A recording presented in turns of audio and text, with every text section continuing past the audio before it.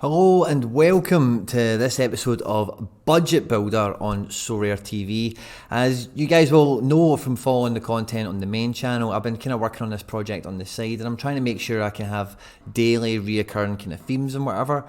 And I had some sort of budget builder type thing in mind, but the response I got for the community section tweet that we did yesterday on the channel was amazing. It gave me some really good guidelines to even just mess about with this budget builder. So for today, we're going to be starting with rares, okay, with 1 ETH. Okay, now the next episode that will follow up on this will be next Tuesday, and that's going to be super rares, and there's a specific budget that came in that tweet with somebody who's looking to open up their account or whatever. So do this kind of reoccurring over the month in terms of rotating between like rares, super rares and limiteds, and it just means then we've got regular opportunities to visit these sections of the market once a month and just kind of see where they're at and where any good trading opportunities might lie. In the comment section of these videos, guys, I really want you guys to get involved with anything that maybe I've overlooked, anything you would include and add into the conversation, anything that you feel is pertinent. Of course, feel free to join in. But for the maiden one, for the first voyage of the budget builder, we're going to be building a rare team today with 1 ETH. I hope you enjoy this one, guys. At any time in the video, if you do laugh, you learn, you like something or whatever, please do like and subscribe, share, retweet, all that good stuff. Stay out of trouble. Let's get stuck into it.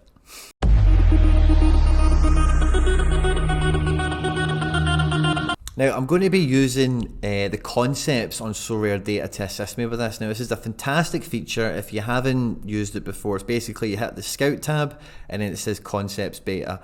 Whenever I've tried this before with super rares and stuff like that, it does get a bit buggy. I've not done it in a while, but it's very good for limited and for rares. Now, we're going to set up as if we're going to be competing in Global All-Star Rare, because I think if you're building your first team or if you're building a team today with a specific budget, that's probably the team you're going to be lying in. Now, we are going to be very region specific and we're going to be sticking with Champion America, and I'm going to be sticking with some good guys that I feel that because of the whole like head pictures versus strips and how slowly the auctions are coming out for rares, and we're kind of waiting for rewards being issued out for the new season MLS cards. There's some great trading opportunities in the secondary market with those less sexy cards, let's say. When it comes to Goalkeeper, there's only really 2 options now, or maybe 3. You know, Stefan Fry is a great candidate at circa 0.4 Ethereum at point of recording.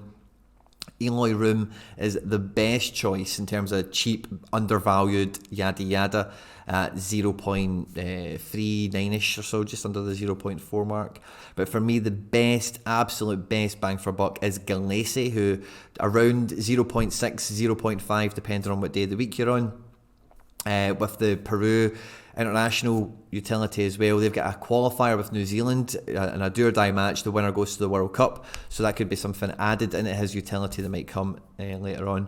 But overall, if you were to start with an ETH today, you definitely want to be spending as much on good outfield players as possible. And the Goalkeeper, like I always kind of mention in these types of videos, is really just your price of admission for competition.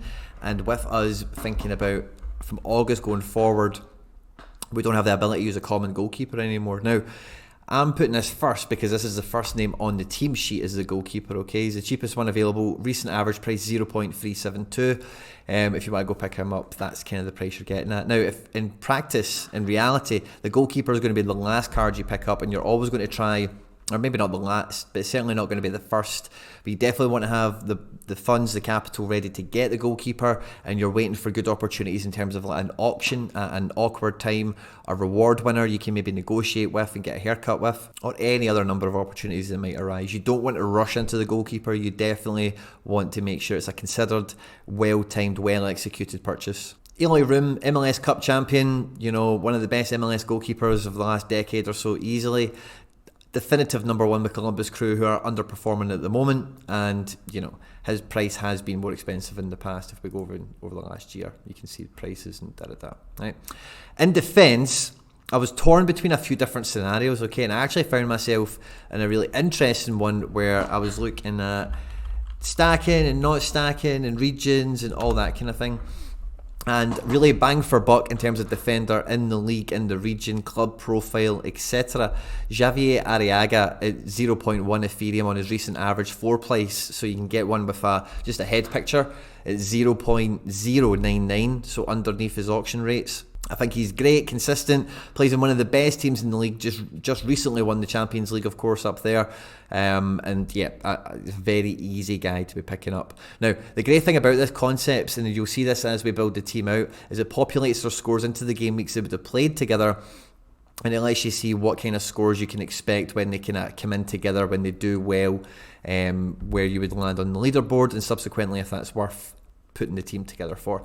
Because this is an all-star rare team, the primary objective, if you're spending about an ETH on this team and you can get it churning out high thresholds once a calendar week, that's 2% at a hit, you know. So as long as, you know, that stays as it is, that's like an ROI people can use as a percentage to kind of gauge, you know, success in the game and moving your way on. And that's why the Goalkeeper, it being the last purchase or not the first purchase, certainly is always good advice, because even with the common Goalkeeper in place, if you were to get the outfield populated quick enough and strong enough, you can actually lessen the burden of the cost of that rare keeper by pulling any kind of thresholds, as well as any kind of sneaky tier 3s you might be able to creep your way into with a common once in a while if you nail the captain choice, etc. In midfield, again, pound for pound, this guy is way underrated compared to his counterparts. Again, he really doesn't have a new picture yet, so his price is really kind of held down by these old undesirable cards still. But I do feel Paul Arriola, when he does get a new season card, it's also probably going to be a forward, I would imagine, because he's been playing like right wing, right forward.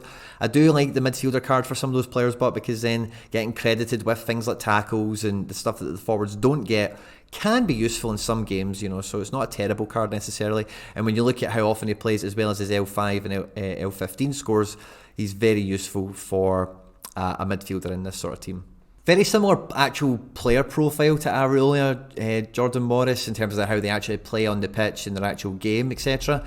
And it feels like a real kind of steady Eddie workhorse kind of team so far. Now, the overall stats on this are skewed out a little bit because Jordan Morris and Arriola over the last 2 years have had long spells out with injury. In actual fact, I think all these guys have had spells of injury in the past, but they're all fit and firing and in good fettle, you know, at this moment in time.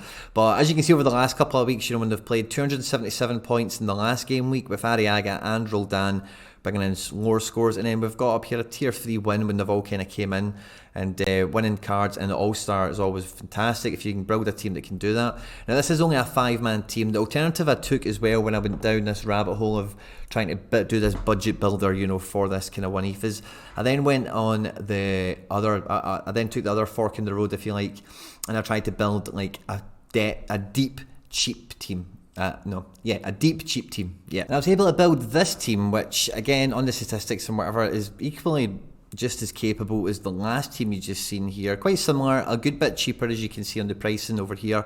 And then with the excess, it gives you the ability to buy out some other guys. And the sort of names I had written down was like, you know, admittedly some of these guys I'm close to, but Josh Atencio. So João Paulo's just done his ACL, he's out for the season, and it's really between Atencio and that other boy Obed Vargas who's going to come into that role. I think Atencio struggled with injury. It feels like he's coming back in. I need to look into that in more detail, but I think at 0.06 or whatever he costs, he's a decent shout to come into that number 6 role for Seattle, and if he does, he could be a phenomenal card out of nowhere. U23 midfielder also.